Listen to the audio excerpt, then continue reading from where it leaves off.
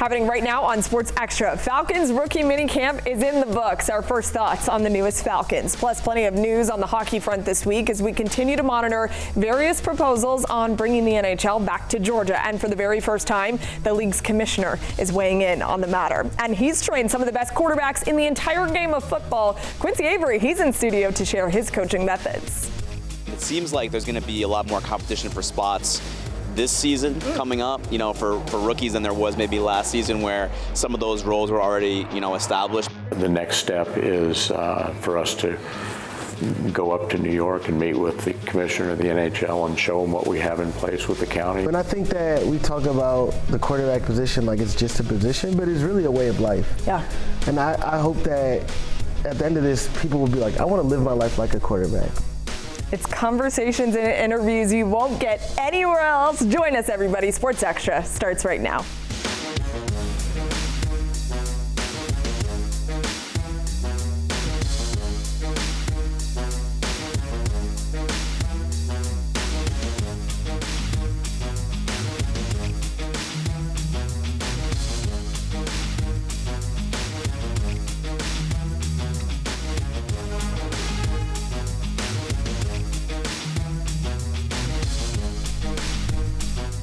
What's up, everybody? Thanks for staying up late with us each and every Sunday night. Glad to be here. And the Falcons had one of the most memorable drafts in recent history 2 weeks ago. And this past Friday, we got our first glimpse at the newest Dirty Birds, and they look pretty good. ESPN's Falcons reporter Mark Ramondi breaks down our very first impressions of the 2025 class.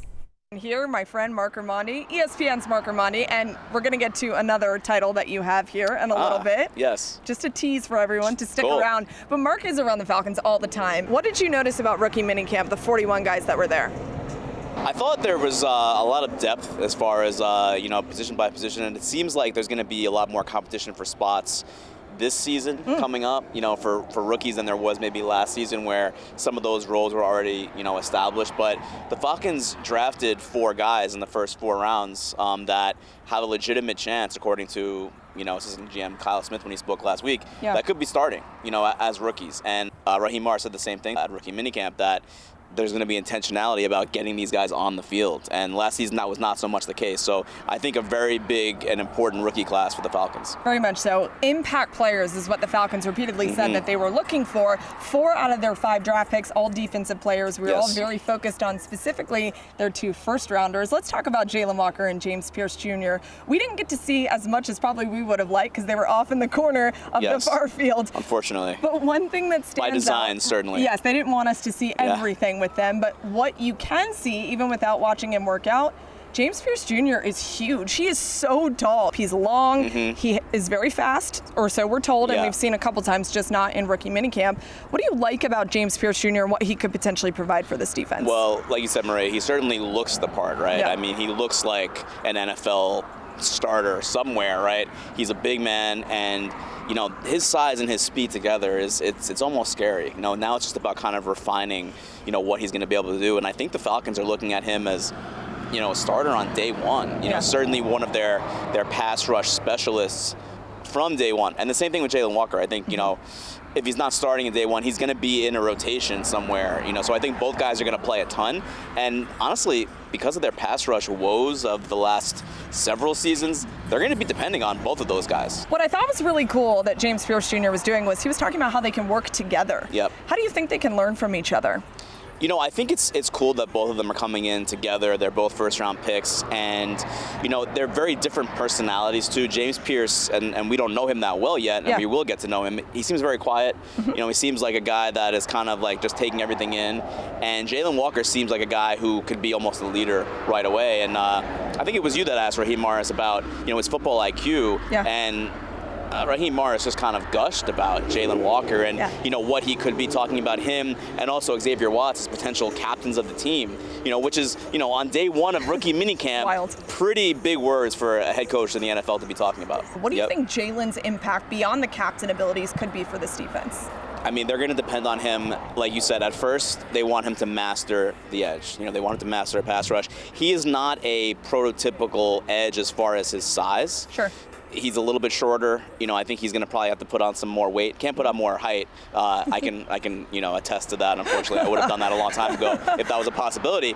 But I think he's a guy that he's a coach's son. Mm-hmm. He's a guy that I think they believe that will get it right away, master the edge, and then maybe on passing downs, they can be a little creative with him because he can play inside, he can be a blitzer, he can stunt, he can do all these different kind of things. But first, they want him to kind of focus on the one thing, which honestly, Maria, for a rookie coming in, as smart as he might be and as much football as he might have played, good idea to kind of keep things honed in on that one thing. Don't want to overwhelm rookies in the NFL. Yeah. It's never a good idea. The Falcons already know this, and they're implementing that with Jalen. Let's move to the back half of the defense. Mm-hmm. We did get a closer look at Xavier Watts and Billy Bowman Jr., both drafted by the Falcons this year. They're fun. Xavier Watts, 13 interceptions over the course of 2 years for college. What do you like about what you saw from those two? It's really interesting because if you look at the Falcons draft on paper, those first four guys, you come away thinking like, how did the Falcons end up with all these really, really good college football players? Yeah. Their first round picks were guys that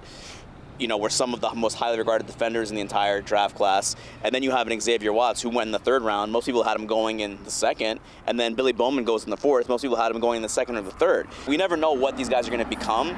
But as far as Watts and Bowman go, again, guys that could potentially start at some point this season, if not from day one. Bowman has so much speed, and Watts is, his measurables don't kind of jump off the page, but kind of like a Jesse Bates, who is like his model, right? Good point, yeah. It's funny, he spoke to us, and he said that every team that asked him during the pre-draft process, who do you model your game after? He said, Jesse Bates. I love and that. Now he's Jesse Bates' teammate, and Jesse Bates, by the way, sent him a DM after the draft, just saying, what's up, welcome. And he said he was almost kind of a fanboy, which I get it. If you're modeling your guy, you're in a game after Jesse Bates, and now he's your safety. He's your secondary mate.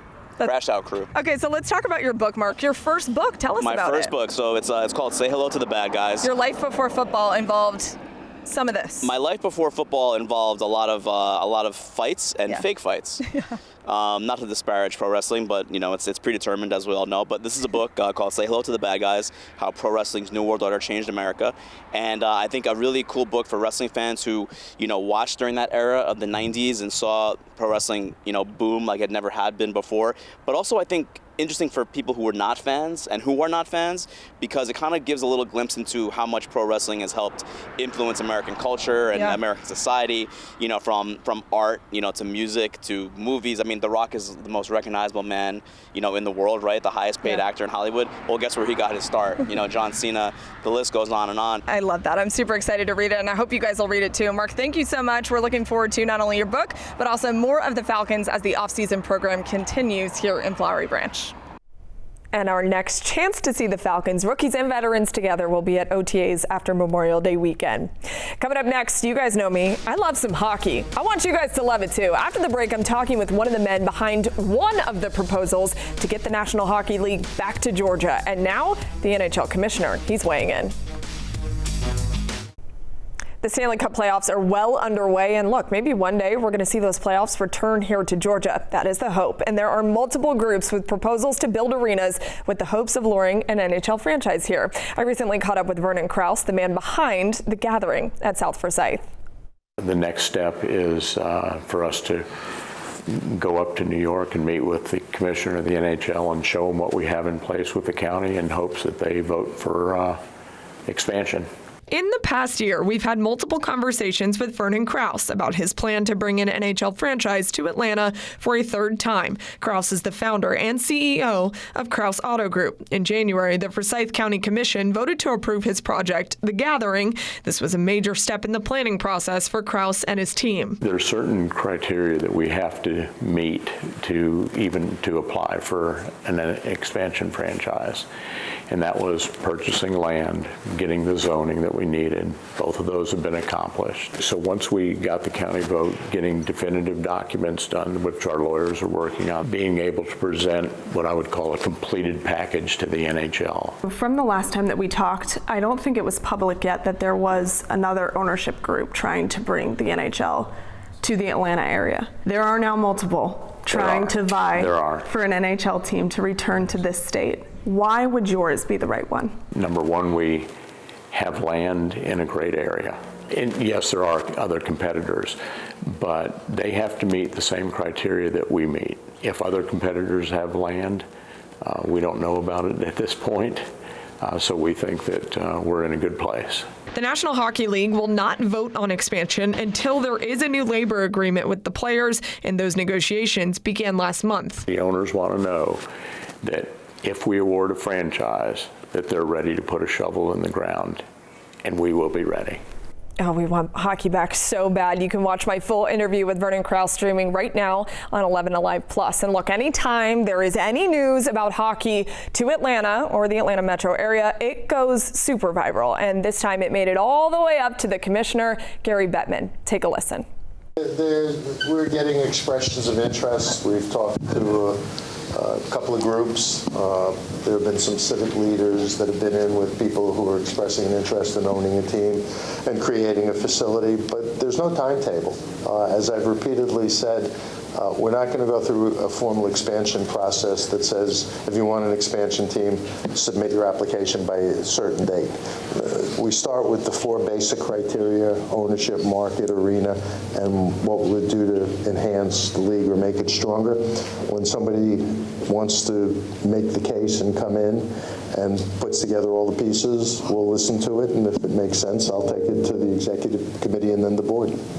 Certainly some very interesting comments from the commissioner. Of course, we're going to keep you updated every single step of the way as the push to bring hockey back to the state of Georgia continues. However, we do still have a hockey team in Metro Atlanta, the Atlanta Gladiators of the ECHL. And earlier this week, I caught up with Gladiators legend Derek Nesbitt about his new role with the team and how he's helping to grow the game right here in Georgia.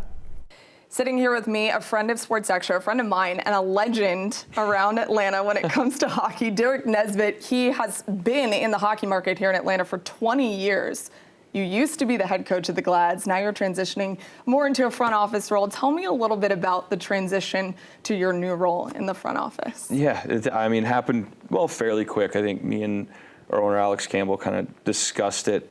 Being involved in, again, the community with the title of it, but yeah. It's something we need. We need to do that, whether it's getting community involved in us, getting our guys out there more in the community, and myself, and then on our front office and it's a transplant crew. Like, not everyone from our front office is from here or has been here. Sure. So they're new, which I guess leads to me where having a constant and someone that's been here a long time. With Alex said that it benefits us in helping them get ingrained in the community as well. In all of your time playing and coaching, how do you think that's going to help you transition into this role and get you guys out there more? Yeah, even like the playing coaching side, but more like living here. Like, this has been home. Like that's the biggest part. And being involved in youth hockey for years, now my son being involved in it, just getting to know the other rinks in town, the guys that run those rinks that I've developed relationships with, and that's stuff that we need to be more involved with. And then that all just kind of branches out to other people, even within those programs that do other things that want to support and that we want to support right back. There's no better time to be a part of hockey than right now. The excitement around the league is mind-blowing. You've seen it. You've been around the game literally your entire life. Yeah. You're from Canada, so naturally it comes into that, just being born there. But now that you see the interest happening in this country at a rate that we haven't in the past, how exciting is it just to be a part of that in a state where it's growing at a pretty fast pace? I think that Four Nations really just sparked a lot of interest. When that went on break, it was at I think it was the perfect time in sports in the country where it gets a little slower with football getting down to it. It was the best hockey anyone's seen since, I guess it would be the last time the NHL in Sochi, maybe, when the NHL participated in the Olympics. Well, now that's coming again, so that's sparking more. So it's garnering a different crowd of it's just sports fans, right? If you're into the Olympics, hockey's a pretty big sport in the Winter Olympics, so you're going to pay attention to that. When it's the best on best, truly, it filters down through every level. You're having conversations a lot with football fans. Oh, I only watch football. This is a football state. I'm sure you've turned a lot of people on to watching hockey at this point. How do you get more of those people in the building and to open their eyes to a sport that, in my opinion, is somewhat similar when it comes to the physicality of it? Yeah, it is. Jared Youngman in our office, one of the things he always says is everyone's a hockey fan, they just don't know it yet. And I believe that. I think it's hard to bring someone to a game to think that they're going to go out of there going, that was boring. But the fact that there is conversation that the NHL could potentially make a return to the Atlanta metro area is incredible for so many reasons, not just for you and I who are hockey fans, but it can grow youth hockey, it can help the ECHL, it can help a lot of things in this community, and we're a big market without an NHL team. I gave a lot of the reasons why it makes sense, but what's your reasoning why the NHL should dip their toes in the waters here for a third time? But you can't beat the Battery for a ball game. Like, I mean, that's just blown up. So I think you can create the same thing for hockey, which a lot of the NHL team and any sports arenas are doing now. You're creating a community around the rink that it's a one-stop shop for everyone, for all ages, different family atmosphere. Whether it is college age students with bars there that could, restaurants, shops, living, apartments, whatever it is. Like I said, it's got to be a kind of a one for all, and everything's doing that now, like the Battery did. I think if that's what I think would help a lot in the initial stages of it. We're wishing Derek the best of luck on his new adventure with the Gladiators, and you can check out that full interview right now on 11 Alive Plus. All right, coming up, Quincy Avery. He is in the house talking all about his new movie and his work with some of the best quarterbacks in the game. That is next. Welcome back. We've got a really special guest in the house right now, the founder of QB Takeover, an executive producer on a brand new movie, and the star of the Quincy Avery Effect. My friend Quincy Avery is in the house. Quincy, thanks for being here. Appreciate you having me on. Listen, it's been a while since you and I have connected and talked, and a lot has changed for you since the last time I saw you, but man, have you just done so many incredible things with so many big name quarterbacks. But I want to start with this movie. What an awesome display of not only what a black quarterback has to go through, which I think was a huge part of your movie, but what you've had to go through in your life. What was the biggest takeaway that you want people to take from this movie? I really hope when somebody gets done watching this movie, they understand the value of perseverance. Yeah. Going through difficult things, not taking the easy way out, and when you say you want to do something, being dedicated to doing everything you can to accomplish that, because you really don't know what's at the end of that. If you just work hard, a lot of good things tend to fall in your favor. Yeah, and working hard is an understatement when it comes to you, Quincy. You are not able to take no for an answer. I commend you for that. It's incredible because it's on full display in this movie. You were homeless. You were living out of your car at one point when you moved here to Atlanta, but before that, you're living in the practice facility in the locker room at UCLA as a volunteer coach. Where did that not being able to take no come from for you? I think I saw a lot of that in my mother. Yeah. So she displayed a lot of the values that I think I've taken on. But also, I've always just been very driven. I want to do something, I'm going to figure out a way to do it, whatever that looks like. And you see that throughout the movie. There's a number of instances where I've came across things that were very difficult to push through. Yeah.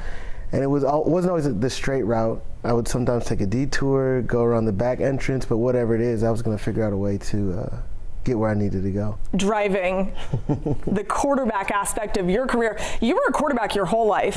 You saw your dad play quarterback in the Big Ten, and then he went on to coach in the NFL, and then you always wanted to be a quarterback, which you were forever, all the way to Morehouse. You switched to wide receiver, but you're still in love with the position, so much so that it became your profession. Yeah, it's all I ever knew. Yeah. And I think that we talk about the quarterback position like it's just a position, but it's really a way of life. Yeah. And I hope that at the end of this, people will be like, I want to live my life like a quarterback because they're disciplined. They have a plan. They work their plan. They're going to throw an interception. In life, we all throw an interception, but it's how do I bounce back? And what does the play after that critical error look like? So, I just hope that's the lessons I learned playing quarterback. And I didn't finish my career at quarterback, but I learned so many lessons from the position. It's not just about the NFL quarterbacks that you have trained, but I do want to go through a list of just some of the guys that were highlighted in the movie and throughout your career so far. Deshaun Watson, C.J. Stroud, Jordan Love, Justin Fields, Malik Willis, Josh Dobbs, and E.J. Colson, who's not yet in the NFL. He hopes to be one day, but we know him here from winning a state championship with Cedar Grove. Those names are insane. Quincy, you've got a Super Bowl champion in there and guys that have signed unbelievable contracts. What does it mean to you to see this list and say, I worked with these guys one-on-one? Something I'm very proud of. Yeah. Not just because of the list of guys that we worked with, but like you said, it's so many other guys that many people haven't heard of. But we talk about a lot of the football aspects, but I get to help these young men become men and help shape their lives. And quarterback is the most influential position in all of team sports. At the high school level, you're the coolest kid in school. In college, you're the big man on campus. And then in the NFL, like Mike Penix is like a leader in the city. If he knows it or not, right? We have that responsibility in helping shape those young men. Is something that's really cool to me. We talked about you have so many big names. I reeled off that whole list, but beyond that, you have helped over 100 kids get college scholarships. How fulfilling is that for you? To help people live out their dreams is the biggest deal to me, because I know that so oftentimes, like, that's all people wanted. Like, I just want to be this high school quarterback, and I just want a college scholarship. So I feel like I'm changing lives every single day, and that's truly fulfilling, and it makes me happy, like, to my core, like, happy. You can tell. Quincy, I appreciate you. QB Takeover, if you want to check him out. Also, the Quincy Avery Effect streaming on Hulu right now. Always appreciate your time, my friend, and good luck with everything in the future. Appreciate you. All right, guys, we'll be right back. So for Maria's Minute tonight, I want to take this moment to wish everybody a happy Mother's Day and to appreciate all the moms associated with this show and our sports teams. My mom, she's a sports fanatic. She's such a large part of why I am the way that I am. And honestly, I wouldn't be anywhere in my life without what she does for me. I want to tell our producer, Megan Smedley's mom, Mrs. Smedley, happy Mother's Day, as well as our director, O.C. Anderson's mom, Mary Agnes. Happy Mother's Day to her. And look at Reggie Chapman, his mom, Mrs. Chapman, as well as his grandma. Awesome stuff. Happy Mother's Day to you both. A sincere happy Mother's Day to everyone around. Thank you so much for raising incredible human beings that honestly I really enjoy working with. And finally, for those of you struggling on Mother's Day, I want to express my deepest sympathy. Moms are such an integral part of who we all are, no matter how they came to be your mom or your mother figure. Guys, thanks for watching tonight, each and every Sunday as well. This is a big week for us. We've got the NFL schedule release. We're keeping our fingers crossed for the Falcons getting some primetime games. Guys, have a great week, everybody. I'll see you right back here next Sunday.